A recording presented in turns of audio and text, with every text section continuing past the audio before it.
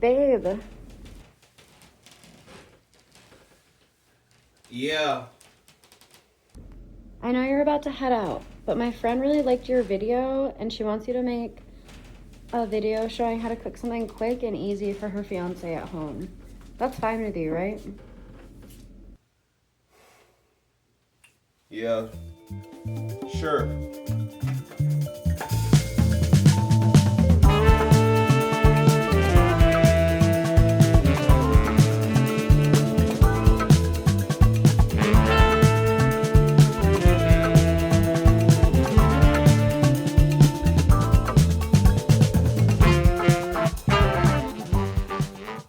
The cut of meat that I think can be compared to Valentine's in the realm of scarcity.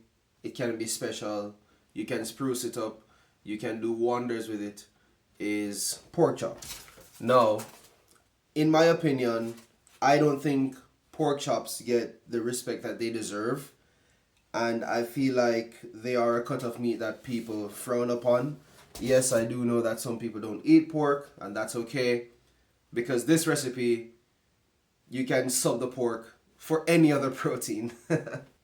So I'll be doing a pan-seared pork chop with a fiery pineapple salsa. So here I'm keeping things simple. I'm going to season the pork with smoked paprika specifically to bring forward a complementing flavor. And you're going to see me here season with Himalayan salt and black pepper. Now, if you're a beginner, this is simple, straightforward. If you're intermediate or even an expert at cooking, then obviously you can brine the pork. And brining involves, water, sugar, salt, herbs, and spices to bring forward whatever specific flavor you want from a pork chop or any meat protein for that matter. Super important that when you are making your brine, your measurements have to be precise, and when you're implementing your spices, make sure that you toast them along with the herbs.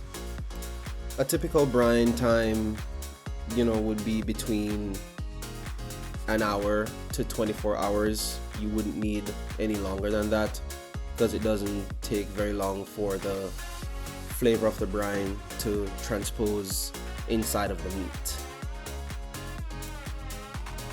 So we're gonna start things off by searing our pearl onions. I chose pearl onions because they're sweet, they're petite, and they're easy to work with, and also it creates some diversification in the dish.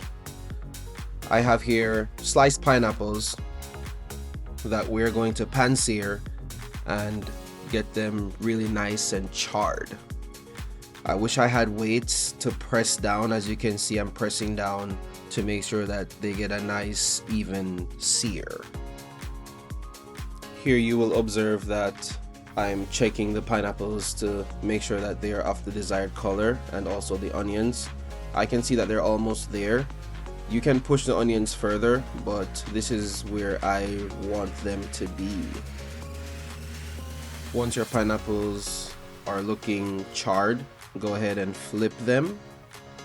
And I'm going to also check on these onions because I can see that the edges are getting brown, and that's exactly what I want. So let's go ahead and remove those. I want you to really observe and pay attention to the color that you're getting on your pineapples. You don't want to push them too far and they burn and they get they turn from a sweet to a bitter flavor. We're gonna go ahead now and work on our pork chop. In a hot skillet, we're gonna put 2 to 3 tablespoons of olive oil. If you have avocado oil, it works best. I didn't have any at the moment, so we're gonna get a little bit smoky here. So if you have smoke alarms at home, just open the windows before we throw these down. Now I'm gonna lay the pork in a way that I can fit 2 in the one pan. making sure that we keep the heat on a medium high. We don't want to burn the pork chops initially, but we want a good color, a good sear on them. This is exactly what I am talking about. Good color, good sear, it's perfect. Point to note, ensure that outside rim of your pork chop, ensure that you chop those edges because they will crimp like how mines have crimped, but that's an easy fix. So I've added 2 knobs of butter, I've added thyme, and I'm added garlic.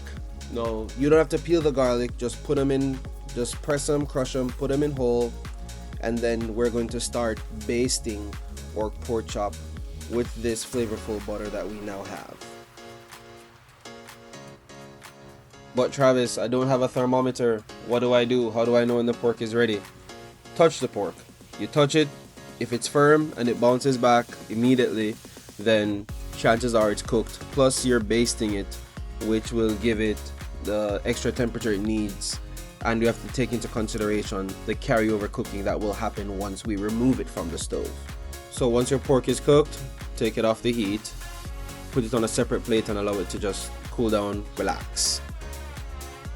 And then we're gonna start with the assembly for our burnt pineapple salsa.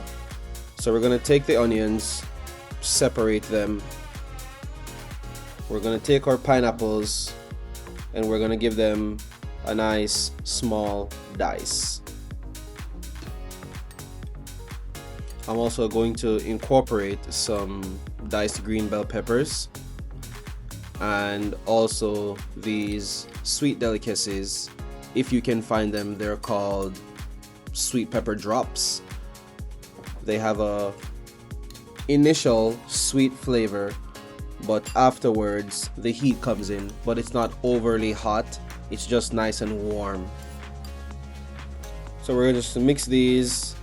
You can add olive oil into this mix to make it a little more palatable, but I like when everything is just nice and fresh. Yeah, so now that this is complete, let's go over and plate everything together.